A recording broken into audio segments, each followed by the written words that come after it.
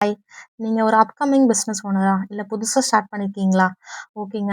நான் சொல்ற இந்த 3 டிப்ஸ வந்து கரெக்ட்டா ஃபாலோ பண்ணீங்கன்னா, நீங்க வந்துட்டு உங்க லைஃப்ல கண்டிப்பா பிசினஸ்ல அச்சீவ் பண்ணலாம். ஸோ என்ன டிப்ஸ்ன்னு பார்க்கலாமா?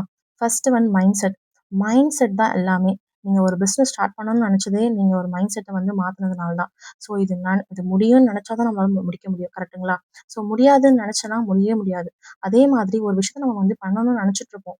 ஒரு ஐடியா நமக்கு வந்திருக்கும். பட் ஆனா நம்ம கடைசி வரைக்கும் அத ட்ரை பண்ணவே மாட்டோம். இது இப்படி ஆயிடுமா? அப்படி ஆயிடுமா? ரிஸ்க் ஆயிடுமா? அப்படின்னு சொல்லி யோசிச்சுட்டே இருப்போம். ஸோ கண்டிப்பா ரிஸ்க்ன்றது சின்ன சின்ன ரிஸ்க்ன்றது கண்டிப்பா தேவ. ஆ அது வந்து ரொம்ப ஆரோக்கியமான ரிஸ்க்கா இருக்கணும். ஸோ உங்க கம்ஃபர்ட் ஜோன விட்டு வெளில வாங்க. கம்ஃபர்ட் ஜோன்லயே இருந்து நான் வந்து முன்னேறணும்னு நெனச்சா கண்டிப்பா முன்னேற முடியாதுங்க. ஸோ கம்ஃபர்ட் ஜோன விட்டு வெளில வரும்போது தான் உங்களோட ப்ராக்ரஸ் வந்து கண்டிப்பா உங்களுக்கு தெரிய ஆரம்பிக்கும். ஸோ 3 டிப் பார்த்தீங்கன்னா, கன்சிஸ்டன்சி. கன்சிஸ்டன்சிய மட்டும் விட்றாதீங்க. ஸோ எது பண்ணாலும் கன்சிஸ்டன்ட்டா பண்ணுங்க. 3 நாள் ட்ரை பண்ணேன், 4 நாள் ட்ரை பண்ணேன். எனக்கு வந்து ஒர்க் அவுட் ஆகல அப்படின்னு சொல்லிட்டு சொல்லிடாதீங்க. ஸோ கன்சிஸ்டன்ட்டா ஒரு 3 மந்த்ஸ், 6 மந்த்ஸ்ன்னு ட்ரை பண்ணுங்க. அதுல உங்களுக்கு கண்டிப்பா வந்து சேஞ்சஸ் கிடைக்கும். சில பேருக்கு ஸ்லோவா இருக்கலாம். சில பேருக்கு வந்து ரொம்ப ஃபாஸ்ட்டா இருக்கலாம். ஆனா உங்க கான்ஃபிடன்ட் லெவல் ஏறுறத வந்து நீங்களே பார்ப்பீங்க.